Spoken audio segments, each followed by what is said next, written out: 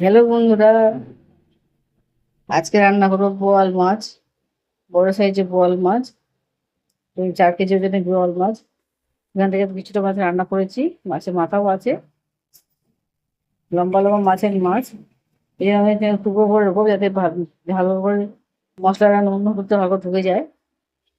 তারপর সে করে ধুয়ে এবার নুন হলুদটা মাখিয়ে নিচ্ছি। এই মাছ খেতে খুবই সুস্বাদু।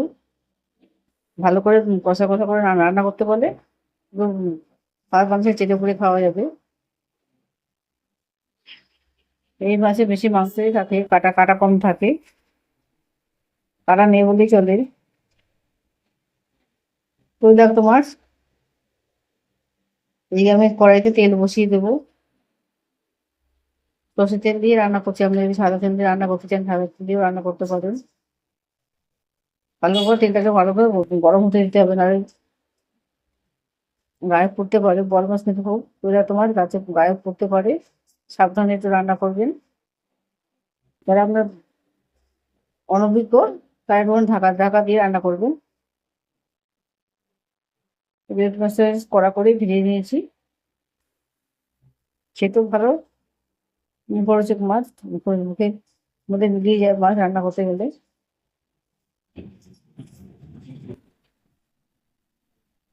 ভালো মতো করে ভেজে নিয়েছি, এবার মাছের উপর তুলে নেবো।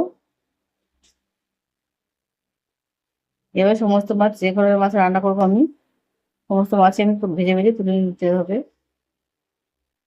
হালকাভাবে ভাজবেন, করে কড়াভাবে ভেজে নেবেন। আঁচটানে গন্ধ থাকবে না, মাছের আঁচটানে গন্ধ দূর হবে।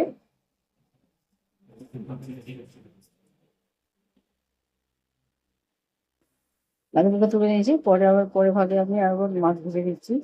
একবারে মাছগুলো না ভেজে বারে বারে মাছগুলো ভেজে নেবেন।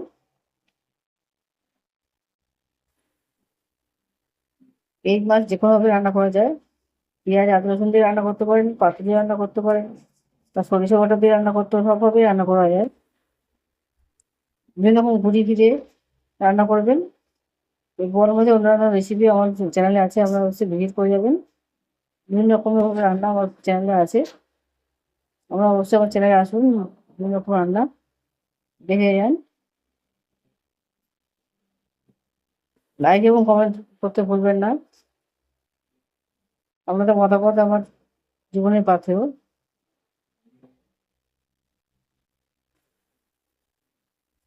আজকে বেশি বেশি রান্না দেবো না, পেঁয়াজ দিয়ে রান্না করবো, পেঁয়াজ আর টমেটো দিয়ে রান্না করবো। আজকে আর বেশি মশলা দেবো না, কিন্তু মাখা মাখার উপর রান্না করবো। এই মাছ রান্না আজকে ঝোল খায় না, ঝোল ঝাল খেতে হয়। পেঁয়াজ আর টমেটোটা কষিয়ে নিয়েছি আমি। ওই তেলটা মাছ ভেজেছি, যে তেলটা করেছিল ওই তেলেই দিয়ে দেবো। ভালো করে মানে পেঁয়াজ আর টমেটোটাকে ভালো করে নাড়িয়ে নিতে হবে। একটু নাড়তে নাড়তে অনেক সময় নরম হয়ে আসবে।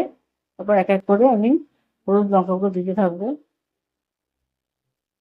পেঁয়াজটা টমেটোটা অনেকটাই নরম হয়ে এসছে।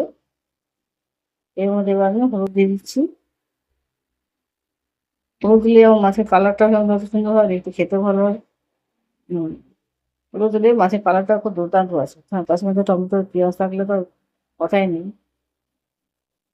পুরো হলুদ গুঁড়ো সবই তো গুঁড়ো মশলা, সামান্য পরিমাণের মধ্যে জল দিয়ে দিতে হবে, নাহলে পড়ে যাওয়ার চান্স থাকে।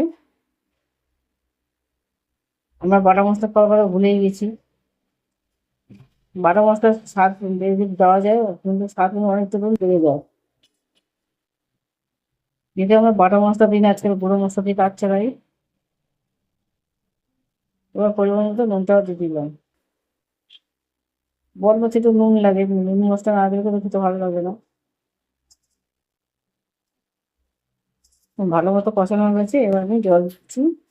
মাছ অনুযায়ী আপনার জল দেবেন, বেশি জল দেবেন না। যতটা মাছ ডুবে যায় সেই পরিমাণ দেখে মাছ জল দেবেন। লাইক এবং সাবস্ক্রাইব করতে ভুলবেন না। এবার এই মাছ ভাজাটা আছে, মাছ ভাজার করে এবার দিয়ে দিচ্ছি।